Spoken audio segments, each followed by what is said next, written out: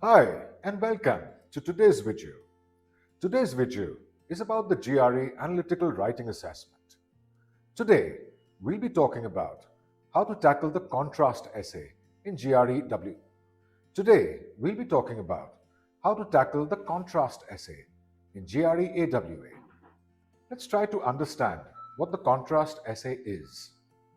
There are several recurring patterns as far as essay prompts are concerned in GRE AWA. Contrast is one of those recurring patterns. Basically, a contrast essay can be paraphrased as not A but B or don't do A, do B.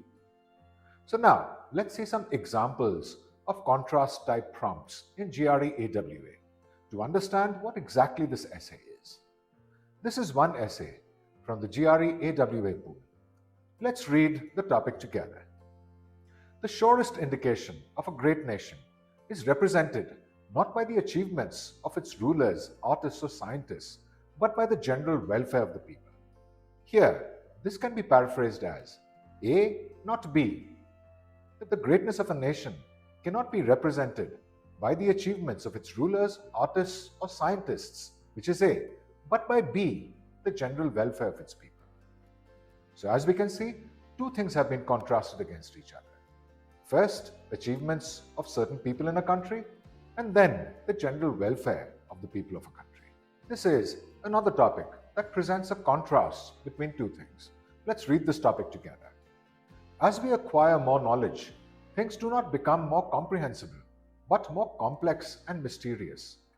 This too can be paraphrased as not A, but B. A is comprehensible, that is, easily understandable. B is more complex and mysterious. Let's look at yet another topic from the pool and read it together and also understand the contrast that has been presented. College students should be encouraged to pursue subjects that interest them rather than courses that seem most likely to lead to jobs. Here, personal interest has been contrasted with courses that lead to jobs. Let's look at one last essay prompt that also contrasts two things. Let's read it together. The greatness of individuals can be decided only by those who live after them, not by their contemporaries. Here, this can too be paraphrased as A, not B. A here is those who live after them. B is contemporaries, that is, those who live at the same time as these individuals are living. The most analytical way to address a topic that contrasts two things is to seek a balance between these two things. Here, your position should be both A and B, or do both A and B. Now let's see how this applies to topics with reference to the main position that you will take with a topic that contrasts two things against each other. When the topic says that the greatest indication of a great nation is not the achievements of its rulers, artists, or scientists, but the general welfare of its people. Here, you can seek a balance by taking this position.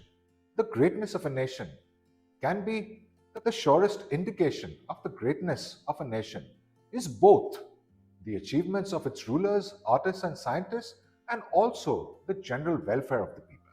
Let's see another example of how a test taker has sought a balance between two things that have been contrasted against each other in their main position.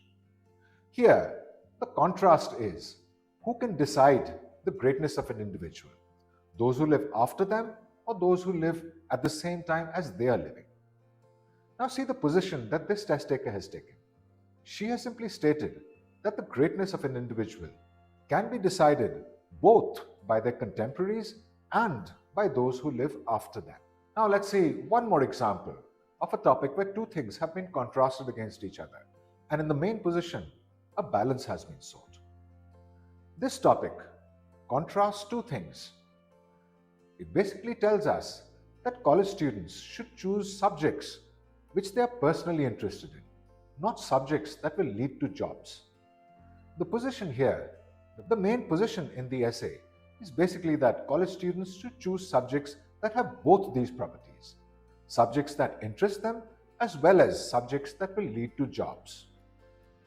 So, this is how you seek a balance between two things that have been contrasted against each other. Remember, your main position is both A and B or do both A and B. So the next question is, how do you structure such an essay?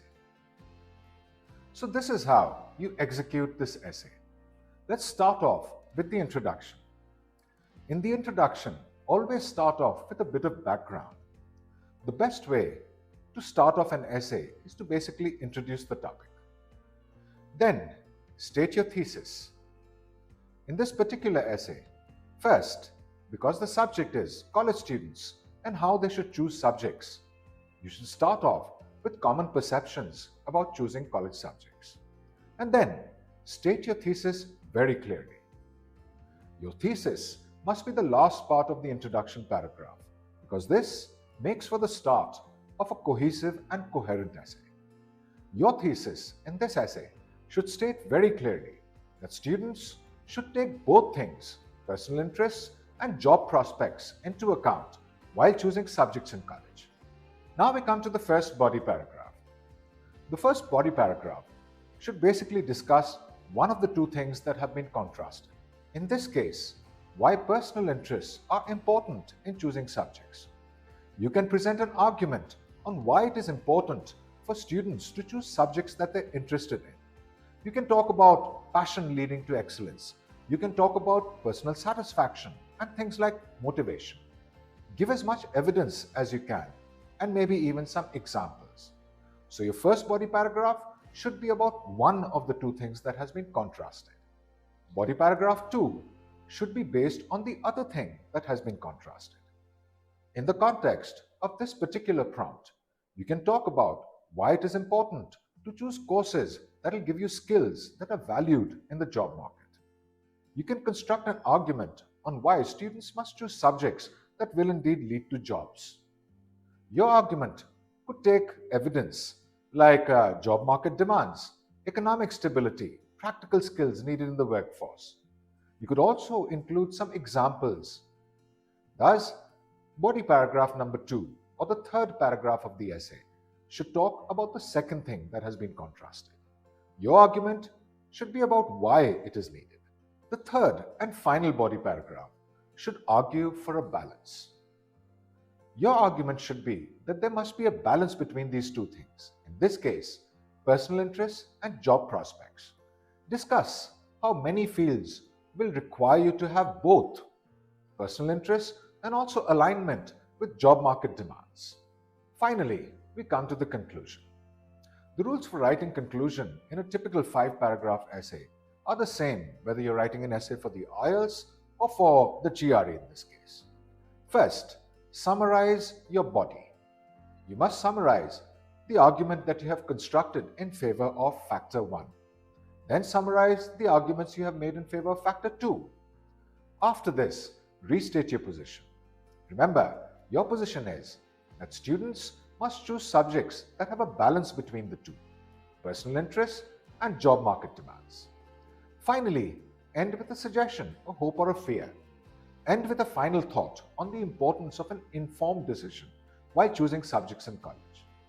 So, to summarize today's video, often topics will contrast two things against each other. A but not B, do A, not B, is how they will do so. Always seek a balance between two things that have been contrasted against each other, because this is a very analytical approach to take. The body must be constructed in a particular way. The introduction must have your position. The position that there must be a balance between two things. First, the first body paragraph must construct an argument for the importance of one factor. The second body paragraph must construct an argument for the second factor. The last body paragraph must argue in favor of a balance between the two things that have been contrasted against each other. In the conclusion, summarize your body, repeat your main position, and end with a concluding statement. Thanks for watching today's video. For more insightful videos on the GRE, GMAT, and other test prep courses, and also study abroad, like, share, and subscribe. For a personalized counseling session on study anywhere in the world, or for a demo class on GRE and other test prep courses, simply register and book an appointment or a demo class at www.studyunifees.io.